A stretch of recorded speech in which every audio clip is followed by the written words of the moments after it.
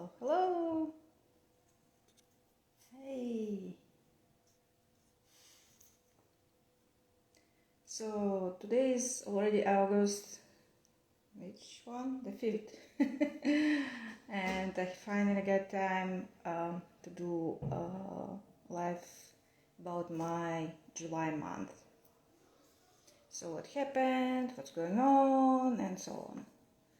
So hope you can join me, and if you have any question during the live, just shoot in the comments, or I think it's couple places where you can when you can and how you can do it. So let's begin.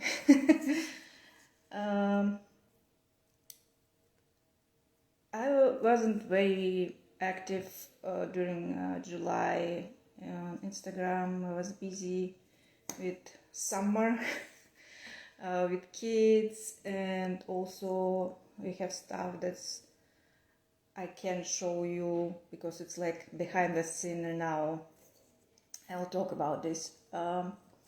So you probably already know, if you follow me for a while, that I'm doing in tandem zine. So it's a magazine, will be published. First publication will be in fall of 2023.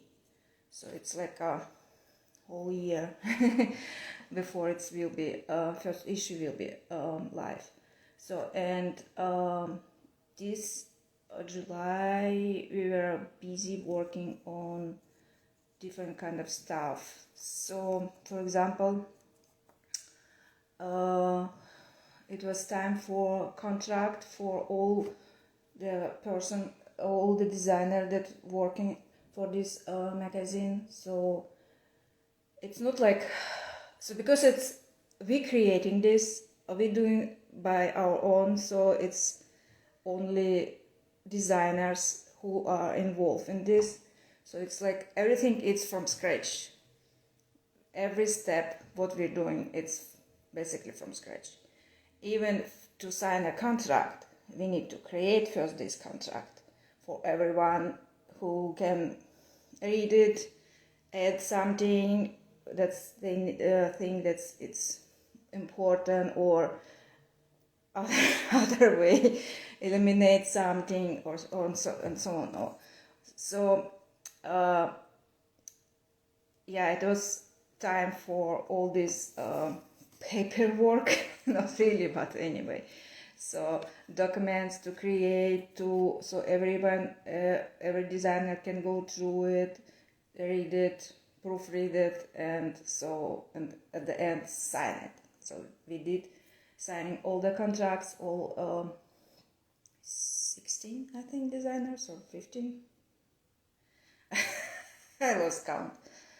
So, and after we signed this contract, also at the same time we were also working on proposal for the yarn company that we thinking to work with one yarn company for all 4 first issues for this magazine. So, and before also contract signing, and before we were putting all together the whole proposal for the yarn company, every designer was making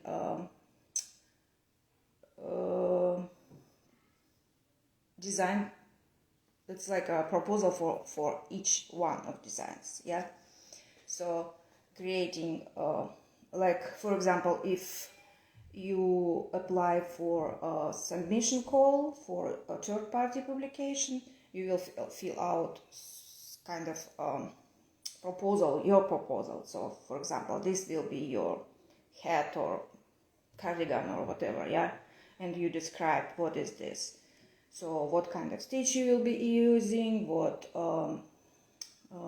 kind of yarn you will be using, how much yarn you need for a sample, how it's constructed this, for example, if it's a top-down cardigan or bottom-up or some other stuff, and so on. So you will create this whole proposal for your design. Yeah, and each of our designs. So I'll be doing winter issue and summer issue. So I have two designs, so that I need to fill out these two forms and make everything what I need for this form and so on. And so every designer made this, and even before the contract signing. So, and all this design proposal was put together to make a whole proposal for a young company. And the very exciting part of this, the proposal was sent, and very quickly we got answer, yes, we accepted. So it was like, whoo, so much work was done. But yeah, proposal for a young company was accepted. I can't say to you right now which company is this, because we need to figure out some kind of stuff, what we can share, what we can't share. So it's like a little bit, but wait, it soon. So everyone who will involve in tandem, so will be sharing about this. So, and also big part for this in tandem, also I wasn't involved actively for this part, but people who are have more experience with third-party publication, they were doing style guide for our magazine, whole list of abbreviation that everyone will be using. And so when you open the magazine and going through every pattern, you will see the same type of abbreviation, the same type of it's a style guide. So for example, designers who were working on this part, they need to choose, for example, how to write specifics, like if you if you're doing measurements, so how we write it's in inches, how we write it in metric system, or first this number or second this number, do we put second number like in a brackets, or we doing it like parentheses or something. So it's like little thing, but you need to think about this in advance. So because when every designer start their pattern writing, they have already this style guide, and they can put just in some parts only their numbers. For example, I need 1,000 yards of this yarn, which means it's like 100 meters of this yarn. So how I write this yards here, meters here, and so on. So it's like before even you start to, usually every designer has their own style, yeah. So I prefer, for example, my stitches like knit and purl in capital letters. Some others designers prefer in other way. So, and because we're going all together, we need to have a style guide for all of us the same way. And so at the beginning, you create this from, because it's only for us, and we creating this. So it's again, it's from scratch. Yes, people were using some kind of guideline from what they like for their style or for other magazines or something.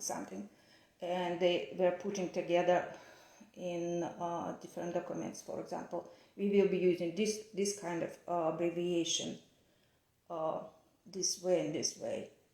So after each designer will be doing their pattern writing, they will be using the same abbreviation for every pattern. So I wasn't involved this style guiding abbreviation very actively, but I was looking like behind the scene what other ladies was doing. I was okay. It's not like you just sitting down and just write it and it's done. It is some work involved, back and forth. Do we do this way or do we do this way? How it will be easy to read this way or not so much, and so on.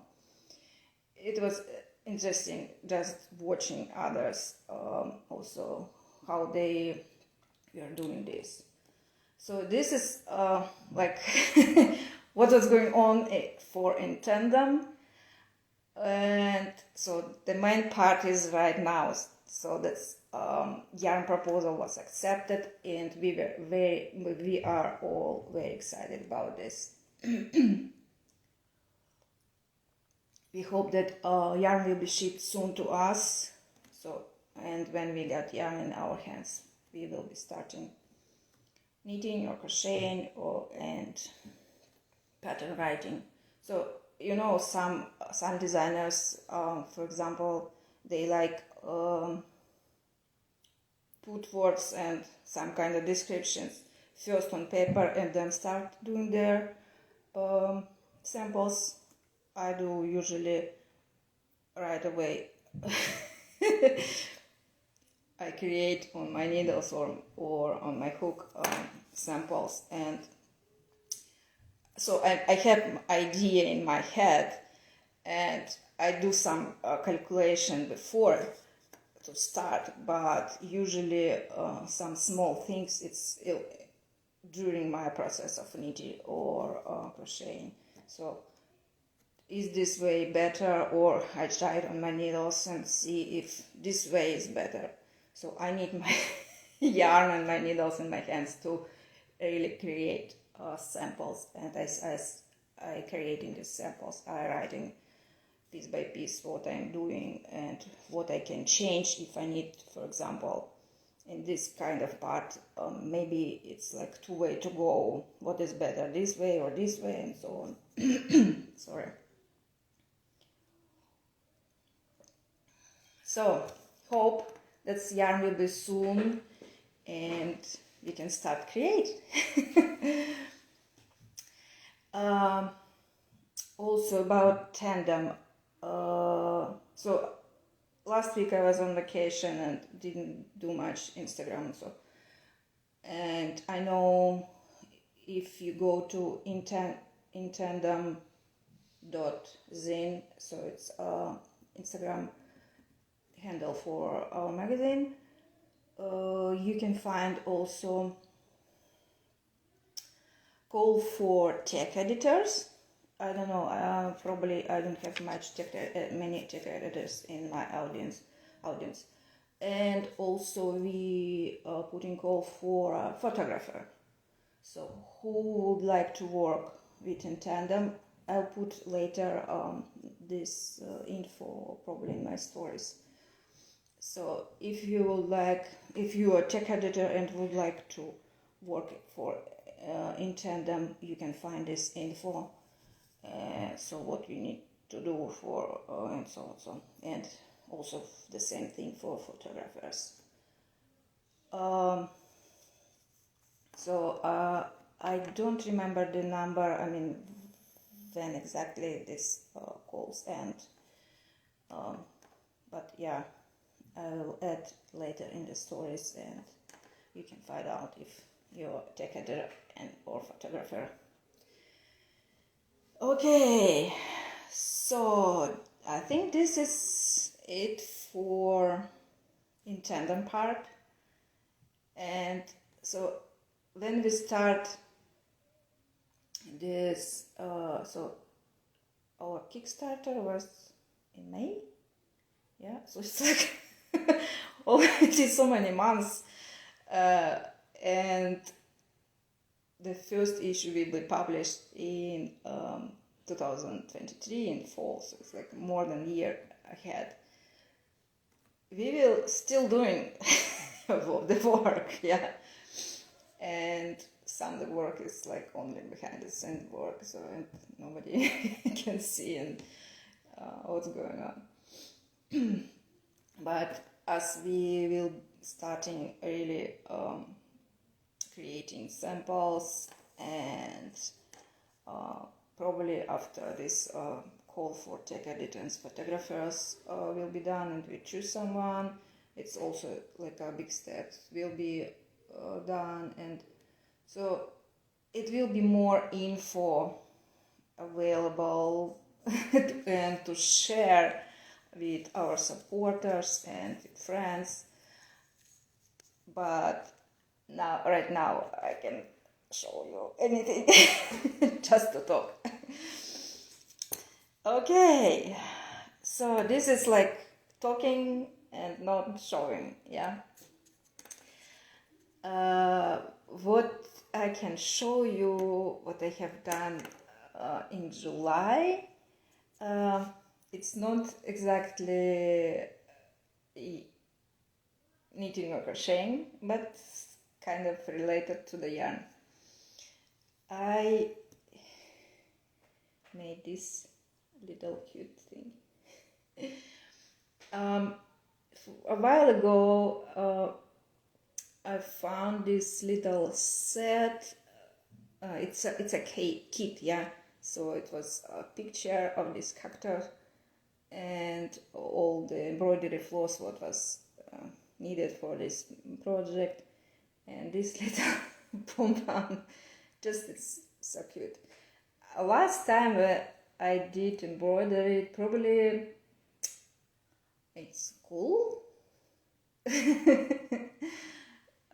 So it was a while, and I wanna try again how it's working, so remember. And this is cross stitch, yeah, cross stitch, and I think back up. No, I don't remember this line, how they call these lines.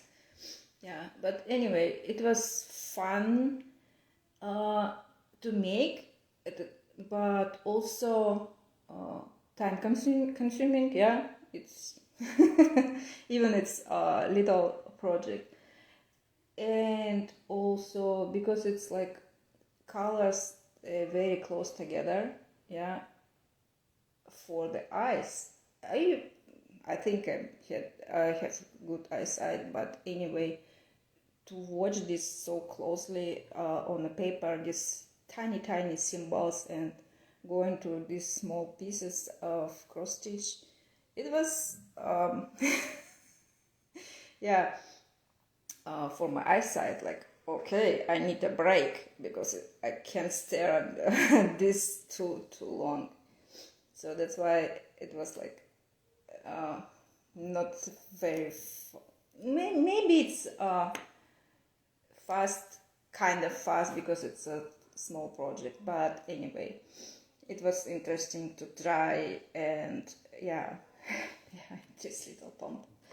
So in a kit it was also letters here stuck on me, I think, but I decided not to do letters saying here, just little cactus. Yeah, this is kind of yarn related, but yarn pom-pom made it out of yarn. So, and the most time during July I was spending on a blanket. I made, I think, 3 or 4 squares end of June, and I even show you last live this. And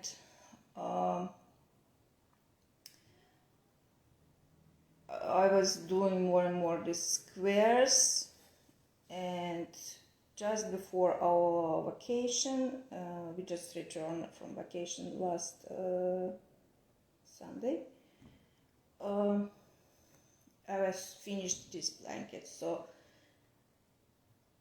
okay, let's show you. It's not a very huge, but it's a good size.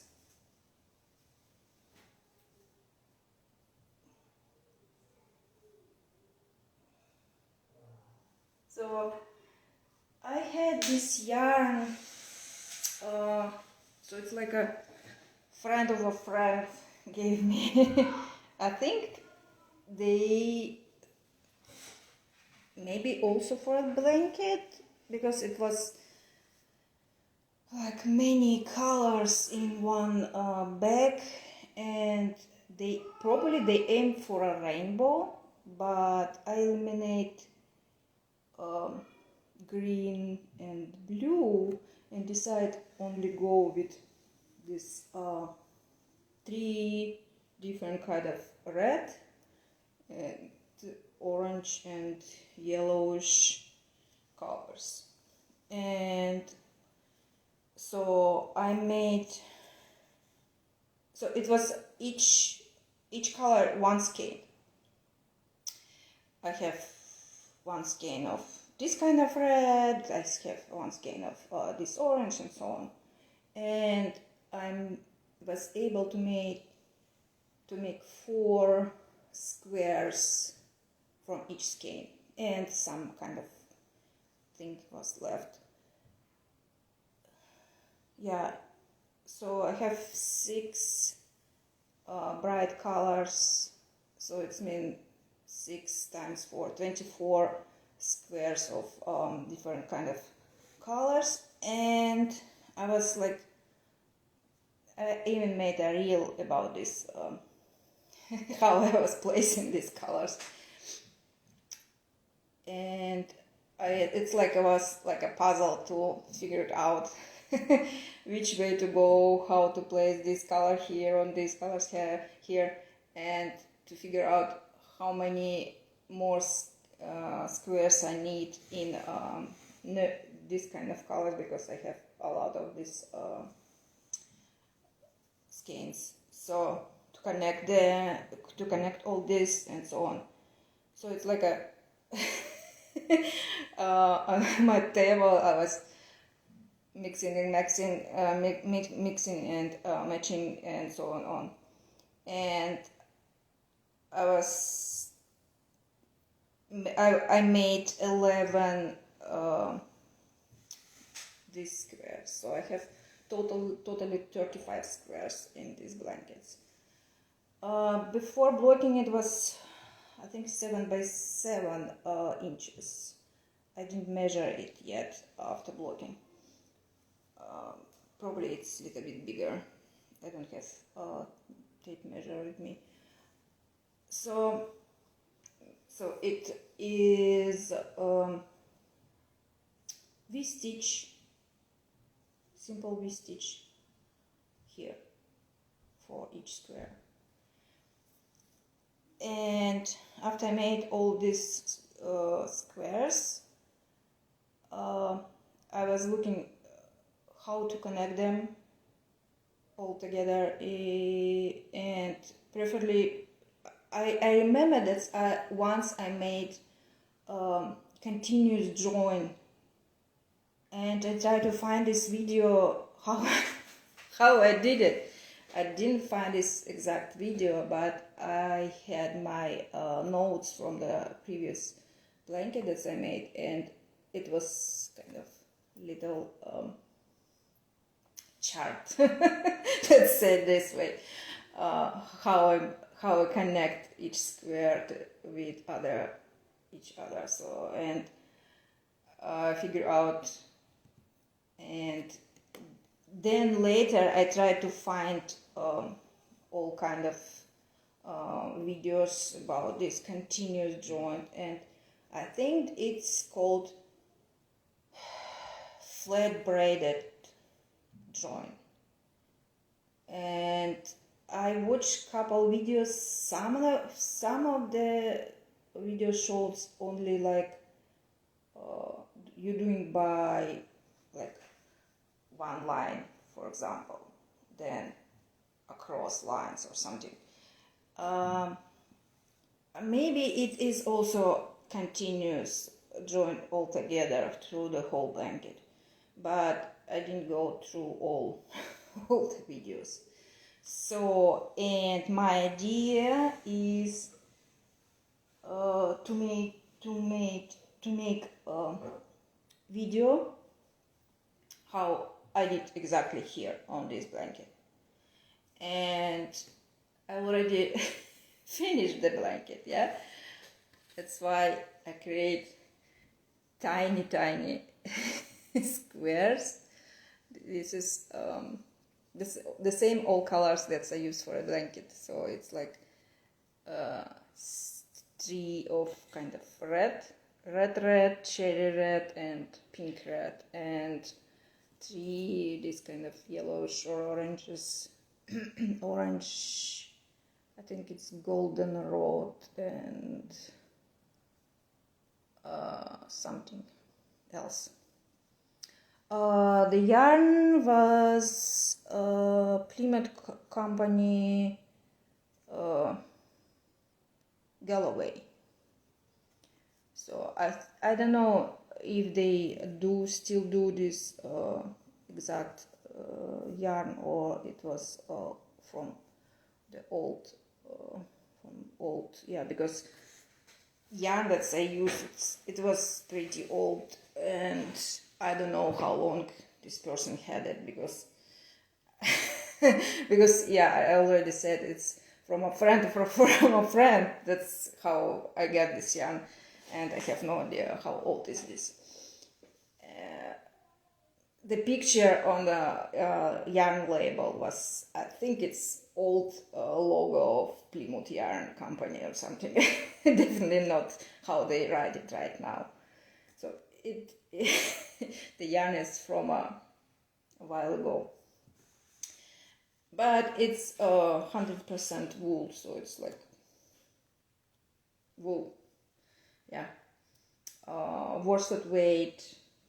I worked with what hook? 4.5 or 5 millimeters. 5 millimeters. Yeah. So H hook. 5 millimeters. Yeah. And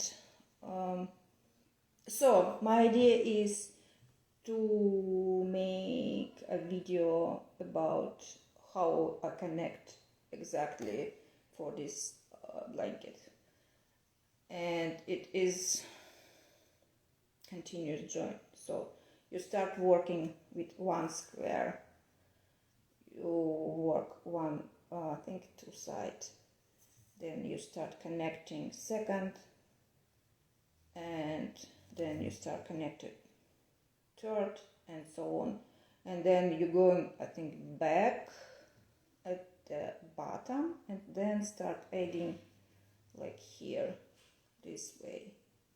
So you create basically one big row of squares, then going back at the bottom, and then add one more row, and then going back, and so on, and then you finish like whole perimeter of the blanket with your stitch. It is pretty simple. I mean, you need to know only how to do chains and single crochet. Just you work continuously here and there and here and there, and just in needed places, just connect them. I probably will draw a little chart, so which one is number 1 block, which one block, square, or whatever, number 1, number 2, number 3, and so on, how many you can have. You can have any numbers you want. Yeah, I have 7, for example. I did 7 in one row, then I have 5 rows, so 7 by 5, 35 squares. But you can go 5 and then 7 this way, yeah, it doesn't matter. And you have 8, 10, whatever. If you go with this size, how many you need to create a real size blanket? It will be like 20, 30 or whatever. Only one thing that's about this, it's pretty lacy connection, yeah, pretty lacy joint. If you you'll see here, because you were doing like arches of 3 chains and then connect them with other arches other way. I chose this because, yeah, I have already kind of lacy square. It's lots of holes here. It's a V-stitch. That's why I think it's looks pretty nice together. And here's your connection. I don't know if I can show you. On the when all 4 squares connected. You see? Not much. Okay. Maybe this one. It's like a little flower here. You'll be connecting 4 squares together. So this is done. I probably take pictures of finished blanket. I just unpinned from a drying board yesterday evening. Maybe if you watch some of my grid stuff, I'll ask a question: how you prefer blocking these kind of big pieces? Do you wash and dry like normal on a drying mat, or you do only steam blocking? I was thinking to do steam blocking, but then decided to go with full wash and drying because, yeah, I told already, the yarn is kind of old and I have no idea how long it was on a shelf in somebody's house, how it was stored and so on. I was working and sometimes I feel that yarn it's not like very clean, maybe. So, and blanket will be used by my kids, and so it's usually like all over the body. I need to clean really with water and some soap and so on. And so I did this washing and put on a blocking mat. First I was thinking just pin on like a square in the corners, and then so when you connect squares, usually you see that some it's not like very straight and not very good aligned. So even if you do like good job to create each square the same way, after you connect them and plus border, it's little bit not a bigger, but so it's look a little bit different from each square. So I need to stretch a little bit this way and a little bit this way, so it's have good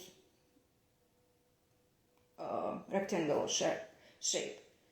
And so it's a kind of big blanket, and I have 2 boxes of blocking combs, and it wasn't enough to all these combs to hold the whole blanket in a place as I want to.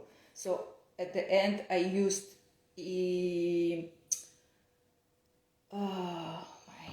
how they called wires. blocking wires. So I put some wires on each side, and it was perfectly straight, and I was stretching this way and this way as I needed. So blocking wires, blocking combs or pins, whatever what you have, it was necessary to block this kind of project. So this is my blanket story, and I still need a name for for the blanket. And also I will already told you I will be doing video how to connect blocks, squares. So let me see, flat braided continuous join. So maybe if you look around and find that you already used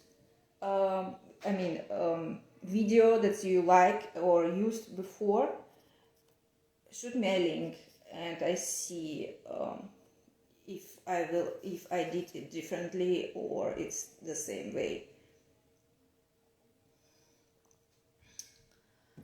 Okay, so blanket, tiny squares, part is done.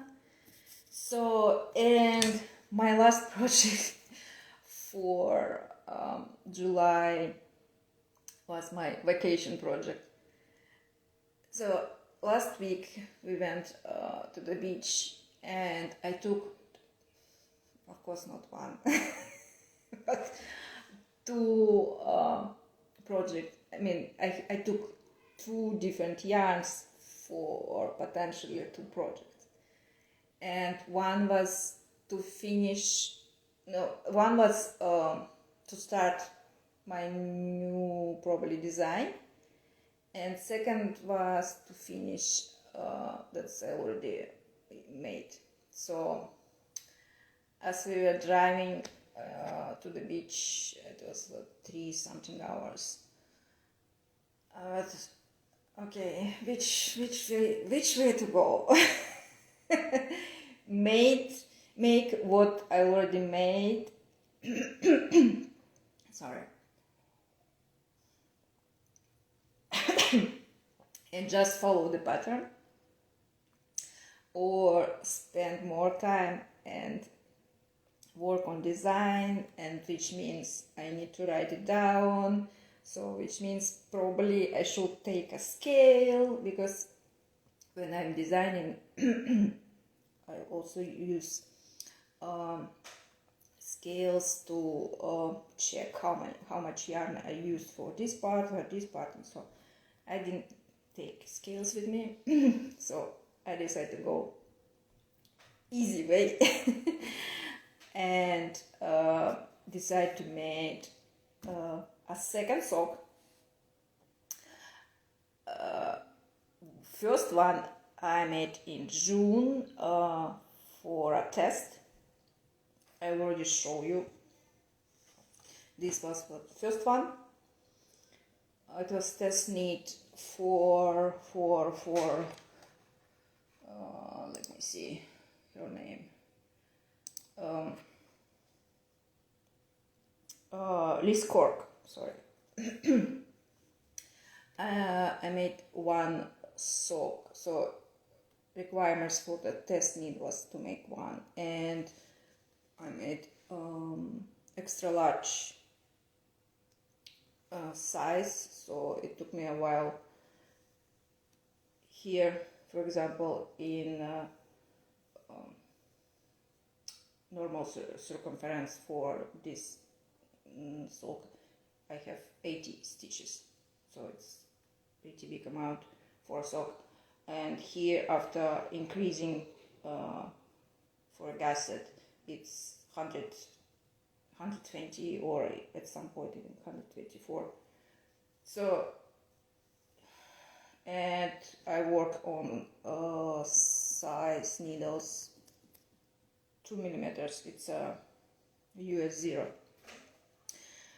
So I decided to make second one. see, this is I think left, and now I have right sock also. And couple days ago I post a real like little by little progress on this sock. So I finished. Yeah, this vacation week was exactly what I needed to finish this sock. Now I have a pair, and it will be probably for my husband. Even though it's a little bit tight, and I didn't have in mind a person when I made first sock for a test who will receive this sock, because I didn't think that I will be doing two pair at once, or I'll make one and then decide what will happen next. So it's more like my size here, the length of the sole. So anyway, I finished. So this project is done, and I think it's slightly, even I tried to block it the same way as the first one, but I think it's slightly different. So because between first one and second one, it was like whole month almost, and I did different kind of thing, and I prefer doing my socks right away. Like sometimes I do not exactly two at once, but for example, finish like calf on both, then finish heel on both, and so on. So it's progressing kind of the same way, and tension is the same, and so on. And this, even I wore same needle, same yarn, but it was different yarn ball, so not from the same yarn ball. Sometimes yarn also can be a little bit different. So, but anyway, on the foot it stays the same way and looks the same way. So it's done. Okay, I think this is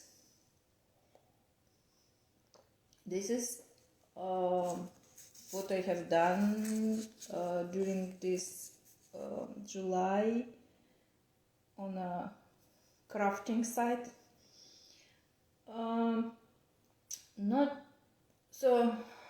Still, it's summer, and kids at home usually, or doing some other stuff, and we try to go different places. Plus, yeah, last week was a vacation week. We were at the beach, and we did some different kind of activities, like for example flying helicopter for the first time.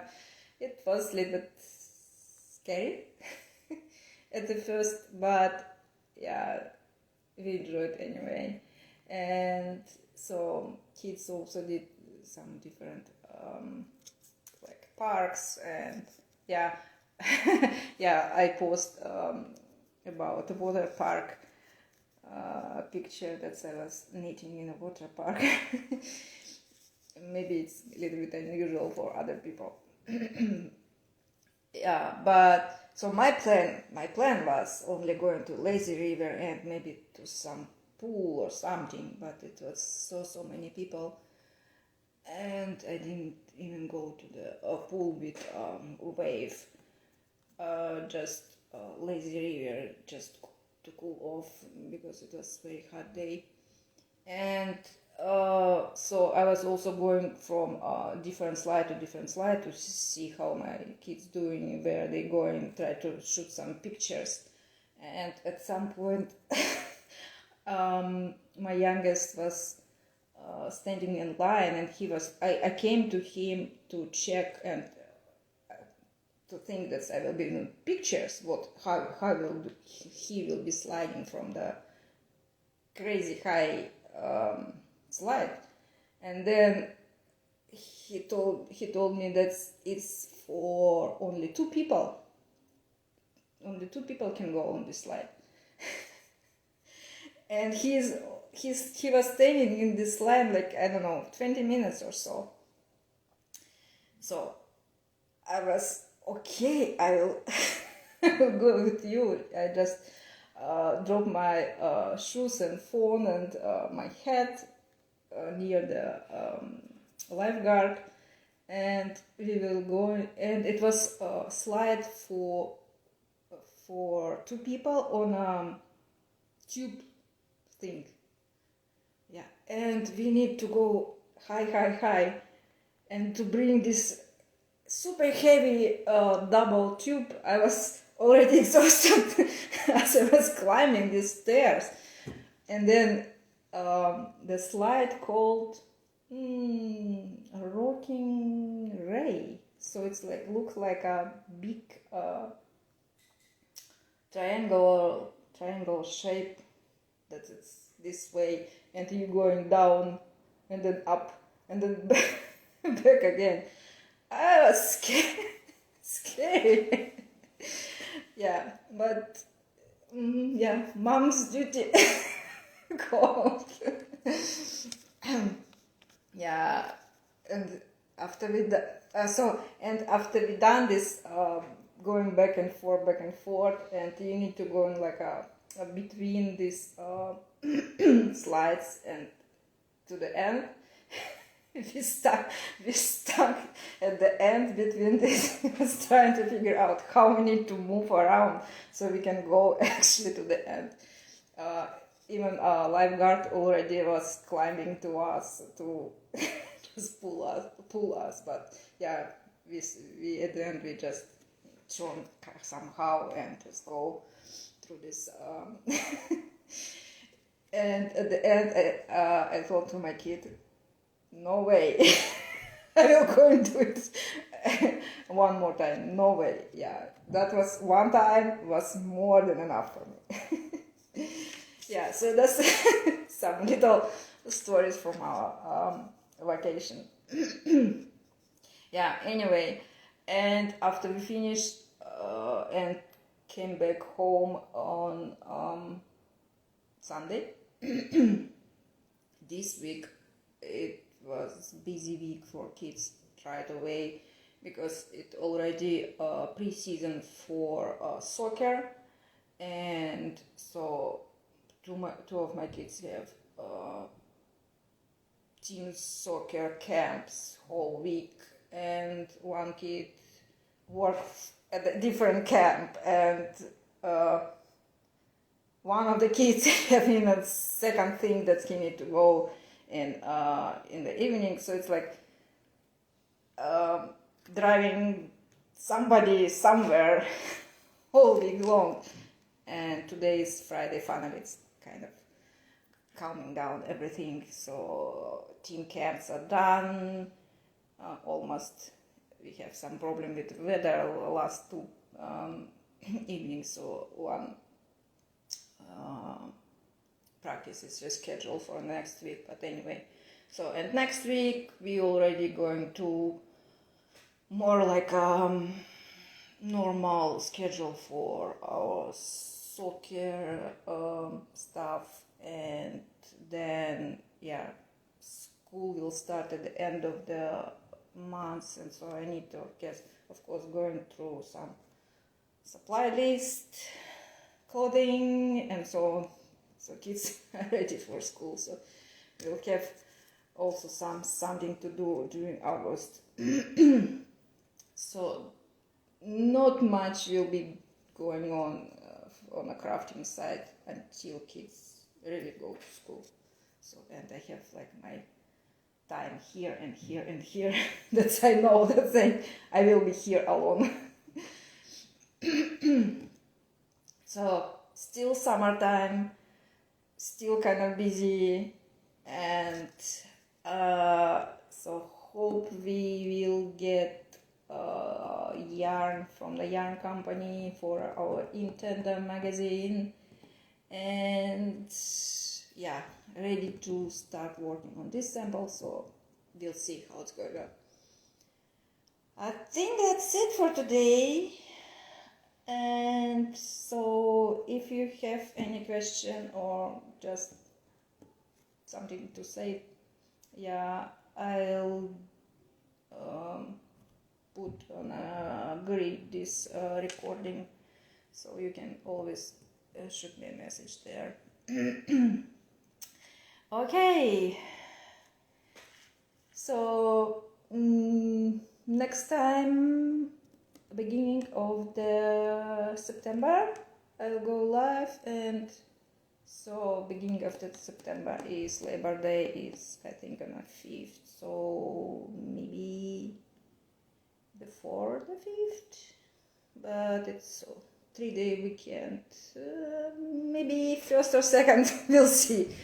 Yeah, I don't know, I didn't plan exact day yet, so just the end of the month I'll shoot a message, like stories or in a great post, so when I will be doing live again. Okay, thanks for joining me. Hope you had a great day and wonderful rest of the week. See you soon.